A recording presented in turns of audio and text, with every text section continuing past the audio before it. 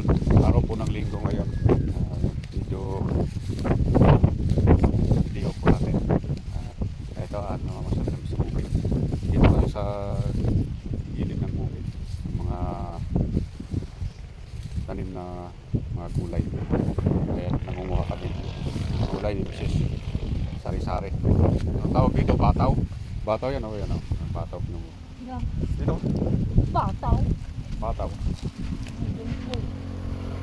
Bataw. Bataw. Ayan. Nakakalabasa. Kupo. Sari-sari bahay. Kupo yun. Yun. Yan yung upo. Saka ito naman yung tawag dito. Bataw. Bataw. Ato na halos magkatabi sila ng sitaw sa kabataw. Yung patani nandoon sa kabila. Sa kalabasa. Ayan yung kalabasa. Kalabasa. Nagigit na irrigation to. Tapos siya naman bukid naman. Purpose na. Nasa bukid.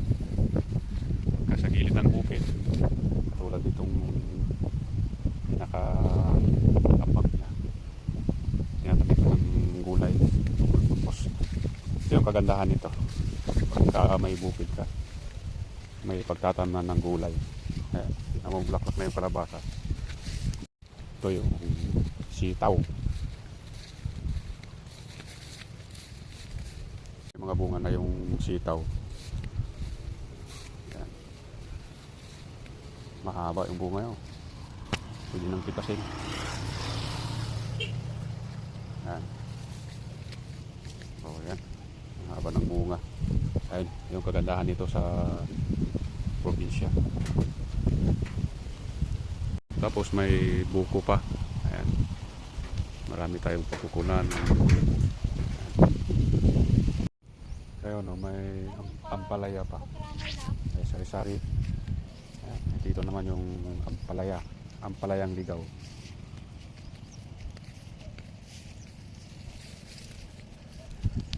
Tapos ito naman yung okra. Nitib yata yan ano? Nitib na okra. Meron bang nitib na okra? Mukha ka niyan. Okay. Kahit maliliit, may bunga. Diba? O yan, may kamuti. May kamuti. Kumplito. Ang wala lang dito yung Pagsakaw. yung tawag doon. Yung mani. Para kumplito na. Ayan, may kamatis pero maliliit pa. Maliliit pa siya. Doon. May papaya. Lalaki ng buka. Ayan, may malunggay pa. Ang tataba. Maraming malunggay.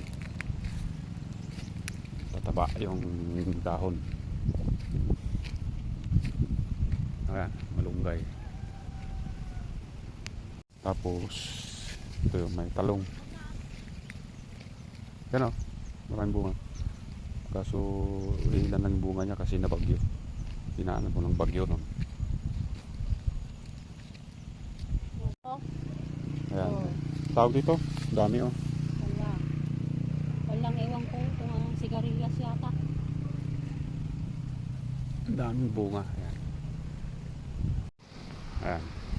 Ang daming bunga. Dito, ang dami.